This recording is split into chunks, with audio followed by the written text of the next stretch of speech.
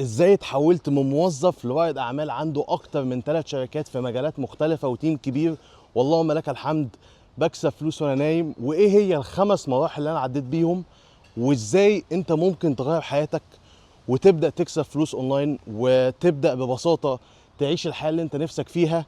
وفي نقطه مهمه جدا من البدايه كده، ان الاعلانات مقفوله على كل السوشيال ميديا بلاتفورمز، فانا مش بقول لك كده عشان اخد فلوس من المشاهدات او اي حاجه من الحاجات دي. ونقطه تانية وهي ان اتمنى اللي يشوف الفيديو ده ما يكونش حاطط في دماغه ان انا شايف نفسي احسن منك، او ان انا بتعالى لما انا بقول الكلام ده. ببساطه انا بحب ان انا افيد غيري واساعد غيري، ودي حاجه من الحاجات اللي انا عاوز اغيرها في الوطن العربي وفي مصر، ان احنا لو لقينا حاجه فعلا كويسه تفيد غيرنا وتساعد غيرنا المفروض نقول عليها، مش المفروض ان احنا نخليها نفسنا. طيب، اول حاجه انا مين؟ انا اسمي طارق شعبان، انا خريج هندسه كمبيوتر والحمد لله عندي اكتر من شركه، عندي شركه ماركتنج وشركه سيلز ومستثمر في شركه اي اي ما شاء الله مقدره باكتر من 10 مليون دولار. وكمان دلوقتي اللهم لك الحمد ببني الجامعه بتاعتي اللي اسمها ماني لاب يونيفرسيتي. طيب، ايه بقى هم 5 مراحل وايه اللي انا عديت بيه واكتشفته؟ في نقطه برضو مهمه من البدايه، وهي ان يا جماعه صح، التوفيق والرزق دي حاجه بتاعت ربنا، ولكن لازم تفهم ان انت ممكن ربنا يكون كاتب لك حاجات كتيره جدا، لكن لو انت قعدت طول حياتك في السرير في بيتك مش هتاخد منهم حاجات كتيره، فاهم؟ فانت لازم تسعى، ولكن النتيجه على ربنا. طيب، اول مرحله او اول درس هي ان انت لازم تبقى ببساطه عندك ايمان ويقين في ربنا وفي نفسك بشكل مجنون. وانا عارف ان مع الاسف كتير منكم هيقولوا الكلام ده كلام تنميه بشريه، بس والله يا جماعه اللعبه، الحرب اللي ما بينك وما بين نفسك دي محدش يقدر يفهم قد ايه هي قويه، بالذات لو انت عايش في مجتمع مصري او مجتمع عربي. لازم انت الايمان واليقين يبقى عندك ليفله كبير قوي، وبجد بجد ما تديش لودانك لاي حد من الناس اللي حواليك. الناس اللي حواليك اللي هم ما حققوش اي حاجه انت عاوز تحققها. خد بالك، دي نقطه مهمه. ده مش معناه ان انت ما تسمعش لوالدك ووالدتك، ولكن ربنا اداك عقل، فانت المفروض تفلتر الكلام. مش كل حاجه تسمعها من باباك ومامتك دي معناها ان هي صح. ليه؟ مش عشان باباك ومامتك ما بيحبكش، لا، اسمعني كويس، عشان والدك ووالدتك عاشوا وتربوا في زمن مختلف. انا الفيديوهات اللي انا بعملها دي لناس اعمارها ما بين ال 13 و 35 سنه، تمام؟ فانت والدك ممكن يبقى في الجيل من الجيل للثمانينات مثلا، وممكن يبقى من الجيل ستينات، فاهم؟ ايا كان الاجيال اختلفت يا جماعه، النصايح اختلفت. يعني مع الاسف النصايح اللي احنا كنا بنسمعها زمان، الشهاده اهم حاجه والشهاده هي اللي هتخليك تعيش بني ادم وكل الكلام ده، الكلام ده صح بس على ايامهم. افهمني كويس، والله يا حماده، والله انا خايف عليك، انا بقول لك حماده والله العظيم اخوك كبير خايف عليك. الشهاده والكلام ده كانت كويسه جدا في مجالات معينه على ايامهم. الموضوع اختلف تماما، الموضوع ما بقاش زي زمان خالص. فخد بالك من النقطه دي. خليني بس يا جماعه ايه اقف هنا عشان في كام واحده معديه. المهم، فدي نقطه مهمه جدا. طيب، تاني حاجه، في نقطه بس مهمه في البدايه، وهي ان انت ببساطه لازم تفهم ان في ناس كتير قوي هتتريق عليك قوي قوي قوي بشكل مجنون، وناس كتير مع الاسف هتتفه من اللي انت بتفكر فيه او اللي انت عاوز تعمله. بس انا خليني اقولها لك كده نصيحه، تمام؟ وحاجه انا شفتها وعشتها لما ربنا انعم عليا ودخلني اوض وخلاني اقعد مع ناس بسم الله ما شاء الله بيعملوا ملايين، مليونز اوف دولارز. والله كنت قاعد مع واحد صديقي بسم الله ما شاء الله عليه عمل مبيعات باكتر من 100 مليون دولار. انت متخيل؟ انت متخيل الرقم؟ الشخص ده وكذا حد من اصدقائي، والله يا جماعه ما فيش مره اتكلمت معاهم في بيزنس ايديا جديده او ان انا بفكر في حاجه مختلفه ولقيت ان هم اتريقوا عليا. او وبقول لكم الناس دي ما شاء الله، الناس دي كبيره، الناس دي اكبر مني مثلا ب 10 سنين او 15 سنه. مفيش مره اتريق او مفيش مره تفه من ايديا او بالعكس بيكلمني بشكل عقلاني، كونستراكتيف فيدباك، اللي هو 1 2 3 4، مش اللي هو يا عم هو حد بيعمل كده، يا عم تعيش عيشة اهلك. والله يا جماعه اكبر صدمه هتاخدوها في حياتكم مش انك تسافر، لا، انك ببساطه تكون بتعمل مثلا 5000 جنيه في الشهر، وتروح ان انت تكون تبقى بتعمل نص مليون جنيه في الشهر او مليون جنيه في الشهر. وعلى فكره في من ده كتير قوي في مصر، في الوطن العربي، في كل حته. هتلاقي الناس اللي هم بجد بجد ربنا بسم الله ما شاء الله يعني فاتحها عليهم وبيعملوا ما شاء الله مبالغ كبيره، هتلاقي ان هم مش ناس سلبيه ولا ناس حقوده ولا ناس بتتفهم اللي انت بتعمله ولا حاجه من الحاجات دي. بالعكس هتلاقيهم ناس سبورتيف، بيدعموك، ناس متفائلين وكل الكلام ده. طيب تاني حاجه او تاني مرحله او تاني درس، تمام، انا خدت بالي منه، هو ان انت لازم يبقى عندك دوبامين ديسيبلين. يعني ايه دوبامين ديسيبلين؟ وما تبقاش دوبامين ادكتيف، يعني يبقى عندك انضباط الدوبامين. يعني يبقى عندك الدوبامين ده اصلا هو ببساطه هرمون السعاده. الدوبامين ده بيجي لك لما انت مثلا تفتح السوشيال ميديا، تفضل تعمل سكرولنج، تمام، فجاه كده بيجي لك ايه؟ دوز اوف دوبامين. عشان كده مع الاسف الناس ما عندهاش قدره ان هي تستحمل او تتحكم في مشاعرها. ليه؟ ان في اقل من 3 دقايق انت بتشوف فيديو يبكيك، فيديو يضحكك، فيديو يعصبك، فاهم؟ فمع الاسف الناس مخها من السوشيال ميديا اتدمر. هنتكلم في الموضوع ده في فيديو تاني، بس المهم يعني لازم عندك انضباط الدوبامين.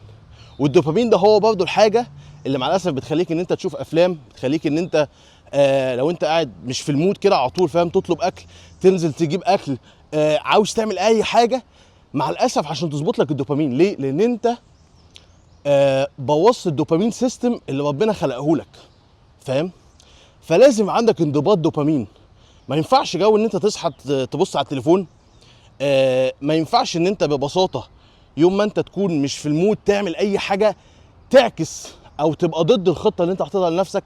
فيلم بقى تخش بقى، فاهم، تاكل، لو انت عامل دايت لا خلاص انا هبوظ دايت، انا مش في المود. لازم يا جماعه بجد يبقى فيه انضباط في الدوبامين. دي نقطه مهمه جدا جدا جدا. طيب، وعلى فكره النقطه دي طبعا اكيد الحلال والحرام معروف، فانا مش هتكلم في النقطه دي، النقطه دي بديهيه، تمام، ولكن بجد انت من غير الانضباط انت ولا حاجه، ولا هتعرف تلتزم في الصلاه، ولا هتعرف ان انت تلتزم في اي حاجه انت بديتها وعايز تكمل فيها، ولا هتعرف تعمل اي حاجه، حتى في علاقاتك مع اصدقائك، حتى في علاقاتك مع اهلك، في علاقاتك مع شريكه حياتك المستقبليه. لازم يبقى عندك انضباط، مهمه جدا. ومع الاسف مفيش مدرسه ولا في جامعه بتعلم الكلام ده، مع انها اساسيات الحياه. anyway تالت درس او تالت مرحله، وهي ان انت لازم يبقى عندك شغف، تمام، المهاره، مش شغف الهوايه. شغف المهاره مش شغف الهوايه. يعني ايه بقى الكلام ده؟ يعني تبقى سكيل باشنت مش هوبي باشنت. طب ايه الفرق ما بين المهاره والهوايه؟ المهاره دي حاجه بتجيب لك فلوس، الهوايه دي حاجه انت بتعملها كده، فاهم، في وقت فراغك. بمعنى صانع محتوى بيقدم فيديوهات مضحكه، حلو كده، ما بيعملش منها فلوس، خلاص دي هوايه. واحده بترسم، فنانه، تمام، ما بتعملش منها فلوس، بترسم صحابها، فدي هوايه. حلو، احنا ازاي بقى نحول الهوايه دي لمهاره يدفع لي عليها فلوس؟ بكل بساطه، اذا انت في مصر او اذا انت في الدول العربيه، انا عاوزك ان انت تشوف المهاره بتاعتك دي ايا كان هي ايه. والله انت بتنظف عربيات، والله انت يا سيدي بتبيض، انت بترسم، بتعمل فيديوهات مضحكه على السوشيال ميديا، بتعمل فيديو اديتنج، بتعمل جرافيك ديزايننج، ايا كان المهاره بتاعتك. وشوف الاماكن اللي حواليك، البيزنسز اللي حواليك، وبص على السوشيال ميديا بلاتفورم مثلا بتاعتهم. لقيت مثلا هم ما عندهمش سوشيال ميديا بلاتفورم، ما عندهمش سوشيال ميديا اكونتس، تمام، ما عندوش، او الفيديوهات اللي نازله على السوشيال ميديا بتاعتهم تعبانه ومش مضحكه، او مش معمول لها اديتنج كويس، او لو واحد مثلا بيزنس مثلا عنده ويب سايت، الكوبي رايتنج بتاع الهوم بيج او بتاع البيج، يعني بتاعت الويب سايت بتاعته مش مكتوبه كويس. خلاص انا عاوزك تعملها له، تمام، وتعمل له فيديو. استخدم تول اسمها لوم، loom.com. خش على التول دي واعمل له فيديو حلو كده، وبان له انت في الفيديو. لوم دي بلاتفورم بتخليك ان انت تعمل سكرين، يعني بتعمل سكرين ريكوردنج لللابتوب او للسكرين بتاعتك، تمام؟ وانت بتشرح فيها اللي انت عاوز تبينه له او تقدمه له بس، وتقول له انا 1 2 3 وعملت لك الفيديو ده. لو انت تعرف الشخص ده، عارف مثلا عنوان المحل فين او ايا كان، فانت ببساطه بتخش او تروح له وتوري له الشغل اللي انت عملته له. طبعا في الجامعه في ماي لاب يونيفرستي بنشرح بالتفصيل ازاي تجيب عميل وازاي تحسن السكيلز بتاعتك، سواء فيديو اديتنج، جرافيك ديزايننج. الهدف برضه يا جماعه من الجامعه اللي انا بعملها دلوقتي، هي مع الاسف ان الجامعات كلها متاخره. محدش او مفيش جامعه بتعلم ازاي تعمل فيديوهات فايرال مثلا على السوشيال ميديا، مفيش جامعه بتعلم ازاي مثلا تتعلم تبقى فيديو اديتور قوي، او بتعلم الستايلات السوق محتاجها. مفيش جامعه بتعلم ازاي تبيع بشكل احترافي، ازاي تفهم عقليه العميل. فهو ده الهدف ببساطه ان الجامعه دي تبقى جامعه بتعلم الناس مهارات الدخل المرتفع في العالم السريع اللي احنا عايشين فيه ده. بتعلم حاجات كتيره جدا. احنا ابتدينا بالكرييتيف اسبكت، فيديو اديتنج، جرافيك ديزايننج، والاي اي، وازاي تغير عقليتك، وفي نفس الوقت ازاي ان انت تجيب عميل وتقفل صفقات وتنجوشيت او تتفاوض وكل الكلام ده. الفتره اللي جايه هيبقى فيه طبعا مجالات مختلفه كتير، سوشيال ميديا ماركتنج، بيرسونال براندنج، في حاجات كتير قوي، اي اي اوتوميشن، اي اي في العموم. فهتلاقوا اللينك في الديسكربشن او اللينك في البايو اذا انت حابب يعني تشوف ايه اللي انت هتتعلمه. المهم، فدي المرحله الثالثه انا عديت بيها. كنت بعمل سوشيال ميديا في بدايه الماركتنج ايجنسي بتاعتي، اللي هو انا بعمل فيديوهات. طب وبعدين؟ لا، انا لازم اتعلم ازاي بقى دلوقتي ادفع فلوس، فاهمني؟ وهكذا. وبعد كده خدت البيزنس موديل ده وطبقته على حاجات تانية، وهكذا وهكذا وهكذا. طيب الحاجه الرابعه يا جماعه ببساطه، ودي مع الاسف كتير من الناس، كتير من يعني اللي هم بيقولوا على نفسهم مؤثرين على السوشيال ميديا بينصحوا بيها المتابعين بتوعهم، وهي نط واشتقيل وابتدي البيزنس انت عاوز تبتديه وكل الكلام ده. بصوا، لازم تخرج من السرفايفل مود وتخش السستينبل مود. بمعنى لازم تخرج من بسم الله الرحمن الرحيم، حاول بس اترجم الكلام. يعني خاصيه البقاء، سرفايفل يعني البقاء، وسستينبل يعني انت الاستمراريه، ان انت تبقى تستمر. يعني ايه بقى الكلام ده على ارض الواقع؟ يعني ببساطه لازم ان انت تلاقي او يكون عندك حاجه بتدخلك مبلغ بيكفيك، بيكفي اكلك وشربك. لو انت شخص بتأجر بيكفي ايجارك، تمام؟ لو انت عندك التزامات تانية بيكفي الالتزامات التانية دي. طبعا اذا انت عندك عيلة وعندك اولاد فالموضوع اصعب. انا عارف الموضوع اصعب، بس انت اللي اخترت انك تتجوز بدري وتعيب في نفسك، وده ما فيهوش اي حاجة غلط خالص، لكن انت اللي اخترت. فما تجيش تعيش كضحية ولو انا عندي عيلة اعمل ايه. لا، انت كده هتتفشخ اكتر، وانا بقول لك كأخ كبير انت كده هتتفشخ اكتر. فتقبل الموضوع ده، او زي ما دكتور الماث كان بيقول لنا، او روح موت خلاص كده. لا بهزر، اكيد بهزر حماده، في ايه؟ بس يا سيدي، فانت هتتعب اكتر كده فاهم؟ طيب يعني ايه بقى الكلام ده؟ يعني ما تجيش انت، معلش بس يا جماعه، لان انا كذا مره اسجل فيديو والشمس تبقى حاميه عليه ويفصل عشان بيبقى اوفر هيتد. فما تجيش انت، فاهم؟ معكش فلوس تصرف على نفسك، معكش اي حاجه خالص، فاهمني؟ وتيجي، تعالوا اوريكم مكان حلو قوي ما شاء الله في كندا كده. فما تجيش انت معكش فلوس، معكش اي حاجه، وتيجي تقول انا هفتح البيزنس بتاعي. لا، مع الاسف مش هتبقى مؤهل نفسيا، هتبقى الخوف هيموتك، بجد الخوف هيموتك. ويا جماعه البيزنس مش حاجه هتضرب في يوم وليله. البيزنس يا جماعه بياخد وقت كتير قوي بجد. جو اللي هو هتعمل فلوس في اسبوعين، هتعمل فلوس في الشهر والعبط ده، والله يا جماعه ده مش صح. ده طبعا مش معناه ان الكلام ده غلط 100%، لا، في ناس اكيد بتعمل كده، ولكن انا بتكلم في المجمل. الموضوع مش كده، في المجمل الموضوع مش كده خالص. البيزنس ده ما هو الا ان انت ببساطه بتوفر يعني منتج او حلول لناس تانية. بصوا يا جماعه ما شاء الله المنظر. نطلع تاني. فبقول لكم البيزنس ده ان انت بتوفر حلول لناس بتواجه المشاكل دي، فانت بتوفر لهم حلول. فانسى بقى جو اللي هو هتعمل فلوس في يوم وليله، وانسى بقى فكره اللي هو فاهم الدروب شيبينج هتجيب منتج وهتعمل مليون. والله يا جماعه كل ده مع الاسف كذب، وكل ده مع الاسف مش صحيح. وانا قابلت ناس في الموضوع ده ويعني لا لا لا. وانا اصلا كنت بعمل دروب شيبينج زمان، وقابلت ناس لما كنت في بالي من كام شهر. قابلت واحد ما شاء الله بيعمل حوالي $1,000,000 7 figures في الشهر، في الشهر، ومغربي بسم الله ما شاء الله عليه. وقال لي الكلام ده مش صح. قال لي الموضوع مش اللي هو، قال لي تيستنج. قال لي انت فعلا، وفعلا كلامه صح، اللي انا عملت دروب شيبينج قبل كده. قال لي انت محتاج بادجت كبيره عشان تبدا في الدروب شيبينج، عشان مش كل المنتجات هتنفع معاك، ومحتاج تعمل ران، يعني تستخدم الاعلانات المموله، البيد ادز وكل الكلام ده. فكنا احنا بنتكلم، يعني كنت بقول له ليه انا بحب السيرفيس بيزد موديل، يعني بزنس اللي هو بتوفر يعني بتبتدي بمهاره، فاهمني؟ زي مثلا السوشيال ميديا ماركتنج، فيديو اديتنج، جرافيك ديزايننج. كنت بشرح له اكتر على ايه اصلا الهدف بتاع ماني لاب يونيفرسيتي.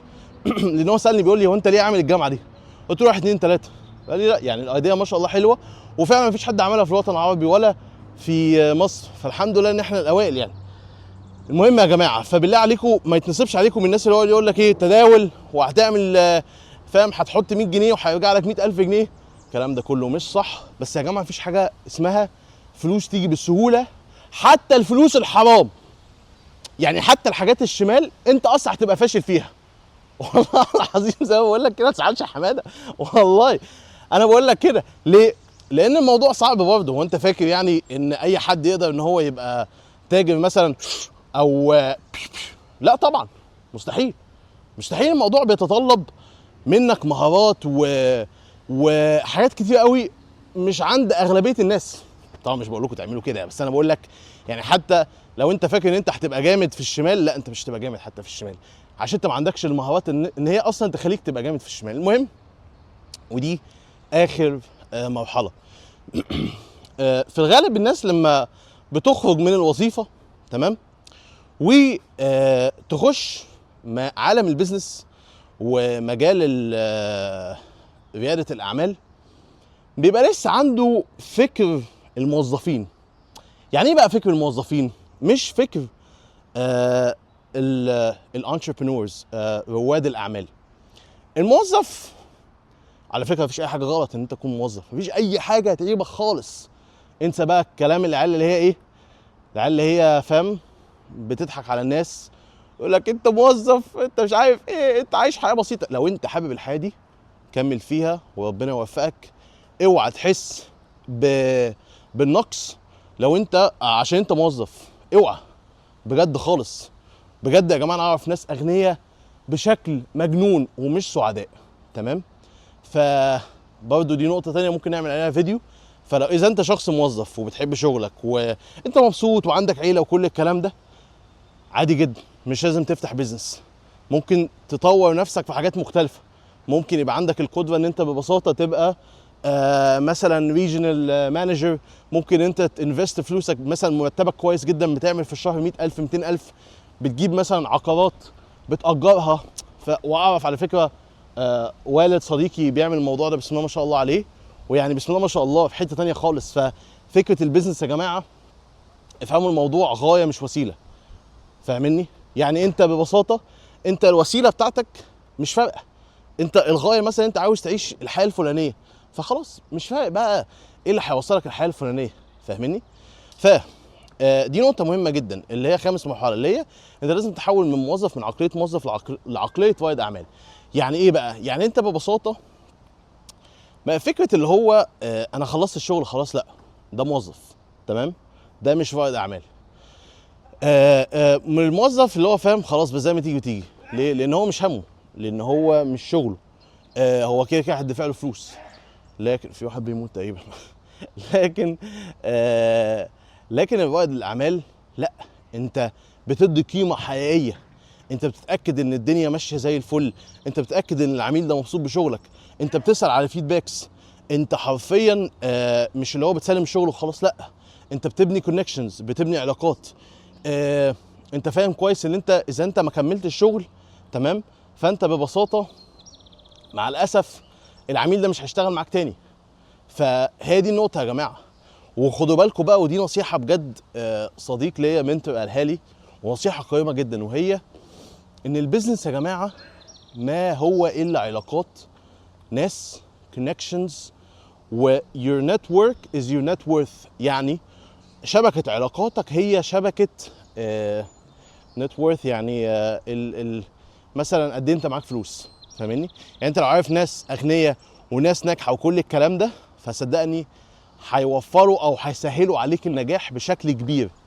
ليه؟ لان هم عدوا بمشاكل كتير جدا انت هتعدي بيها، فهو عنده حلول ل مشاكل كتير انت هتعدي بيها. فبدل ما انت تضيع مثلا سنين، 3 سنين عشان تعرف ان انت عندك مشكله او عشان ان انت تحل مشكله، لا، هتلاقي الشخص ده هو اصلا عدى بالمشاكل دي، فعارف ازاي ان انت تحل المشاكل دي، والخ الخ الخ. وعشان كده نيجي بقى هنا في فكره ماني لاب يونيفرسيتي. ابتدت ببساطه بموضوع لذيذ جدا وقصه جميله. الاثنين اللي انا دلوقتي هم معايا في التيم في ماني لاب يونيفرسيتي، احمد ونور، تمام، كانوا شغالين عندي في الماركتنج ايجنسي بتاعتي. وبجد بجد قبليهم كان شغال واحد مصري. فانا كنت بعين ناس من دول مختلفه، مش مصر او الوطن العربي. صراحه كنت يعني سمعت كلام مش لطيف على مصر والوطن العربي وكده، او يعني مش سمعت كلام مش لطيف، يعني الواحد عارف اللي هو ايه، فاهم، العرب والمصريين واللي هو ما فيش اي نظام وكل الكلام ده. فبعديها اضطريت ان انا ببساطه او مش اضطريت، يعني قلت طب انا ليه اسمع الناس دي؟ طب ما انا اجرب بنفسي واشوف، ما ممكن كلامهم غلط. فبكل بساطه يا جماعه عينت واحد مصري كان عنده مثلا 15 سنه او 16 سنه. المهم بعديها عينت نور، بعديها عينت احمد. بسم الله ما شاء الله، لقيت فعلا ان لا، الكواليتي كويسه جدا، لكن هما بس يعني والله الحقيقه الكواليتي ما كانتش كويسه. ولكن كان ينقصهم حاجات كتيره جدا، بس المعدن كويس، فاهمين قصدي؟ يعني ناس عاوزه تنجح وعاوزه تغير حياتها. فالحمد لله بفضل ربنا، طبعا الواحد كان سبب، حطيتهم على الطريق المظبوط وما شاء الله عملوا حاجات كويسه جدا. ويعني دلوقتي او تفكيري اللي هو طالما انا عملت كده مع 2 مصريين، ممكن اعمل كده مع ملايين من الشباب والشابات المصريه والعربيه، فليه لا؟ فهو ده هدف ماني لاب يونيفرسيتي. وشكرا على متابعتكم، واتمنى ان انتوا تعملوا لايك وسبسكرايب واعمل منشن لاصحابك، فيد الناس، وان شاء الله ربنا يكرمني ويكرمكم. سلام عليكم.